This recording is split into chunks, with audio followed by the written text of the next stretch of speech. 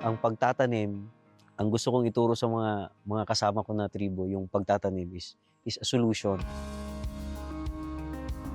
Solution siya sa sa kahirapan na hirap namin. Magandang araw sa ating lahat. Ako po si Rene Boy T. Takyawan mula sa bayan ng Malungon. Currently, ako po yung may-ari ng Inag Coffee Farm.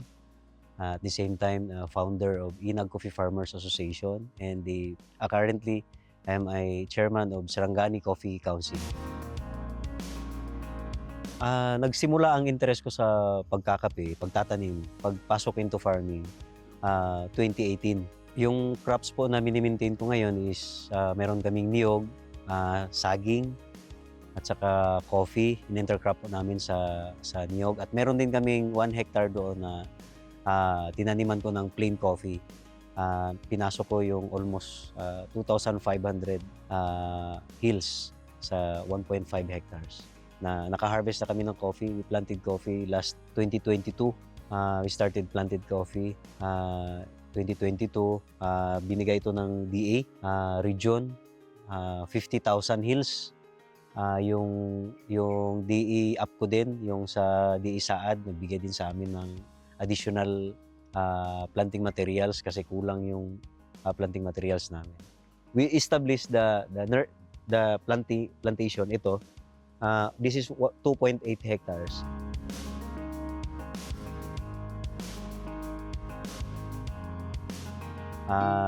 Nag-focus ako into farming dahil nakita ko yung potential into business sa lupa, no? So, nakita ko yung mama ko nagta-traditional sangag ng kape. So, pumasok sa utak ko na baka pwede itong i-venture into business. I started from the scratch. Sinunod ko yung nakita ko sa biyanan ko until lumapit ako sa OMAG, Malungon. Baka pwedeng matulungan nila ako. Nagtanim ako ng coffee from 2019. Noong 2020 na nagkaroon kami ng training kasama ang DA, ECDI Boca, USAID at saka DTI, tinuruan kami nung proper planting ng coffee.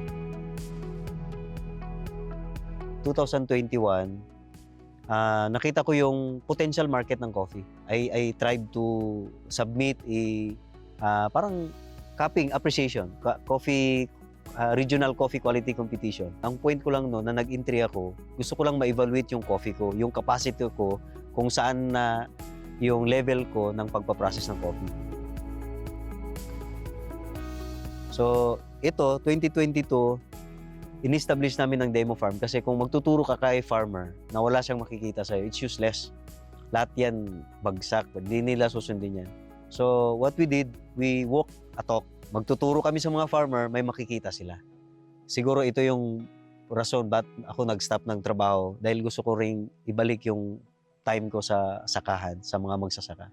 So, gusto kong ituro sa mga magsasaka yung proper na pagtatanim ng kape, yung proper na pag-harvest ng kape.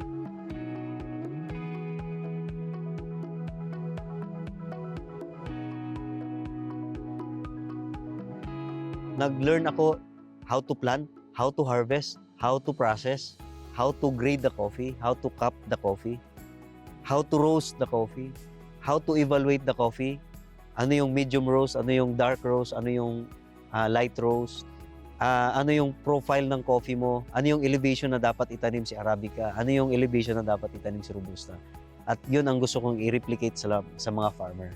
Parang ito yung sagot sa kahirapan ng mga magsasaka. Ang pagtatanim, ang gusto kong ituro sa mga kasama ko na tribo, yung pagtatanim is a solution. Solution siya sa sa kahirapan na hirap namin.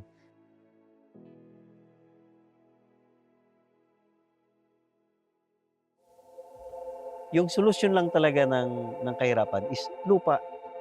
Taniman mo lang ang lupa mo, magbunga yan, magbibigay yan sa'yo ng kabuhayan. Ako yung tao mahilig mag-innovate, ako yung tao mahilig na mag-try. So doon sa production level ng coffee, binigyan namin ng innovation yon. Kailangan namin mag-research and development. Kailangan namin mag-innovate. And dun sa processing, sinasabi naman namin kay farmer, pag mag-harvest ka ng kape mo, pag mag-red pick ka, malaki ang difference dun sa commercial. Nag-start kami into processing, red pick. Talagang pinagtiyagan. Ito hindi nyo na naabutan. Ang farmer na nag-adapt na ngayon is 4 na farmer na. So from 2022, imagine, 22, 23, 24, 25, 26, 4 years kami nagturo. Sa awa ng Diyos, 4 pa lang na magsasaka ang nag-adapt sa gusto naming mangyari. Nagpatayo ako ng sarili kong training center to offer sa lahat ng mga magsasaka na willing mag-learn.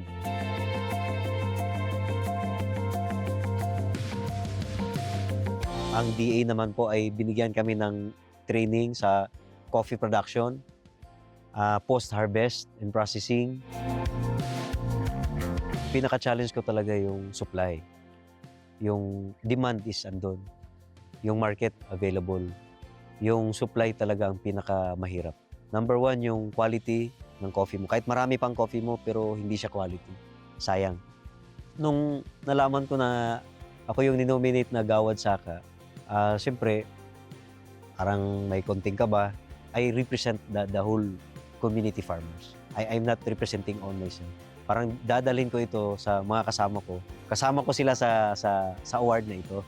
Ang plano ko sa business ko, 2 to 3 years from now, ngayon nagsisimula na ako nag-site ng mga market outside country. Ang plano namin ni Inag Coffee Farm, ni Mrs. is magiging globally market ang coffee namin.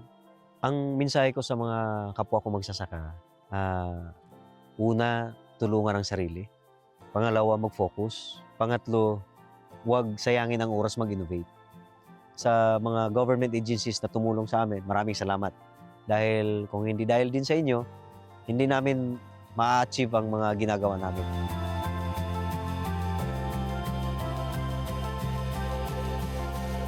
Ako po si Rene Boy T. Takyawan, Gawad Saka 2026 Outstanding High Value Crops Farmer Plantation Nominee.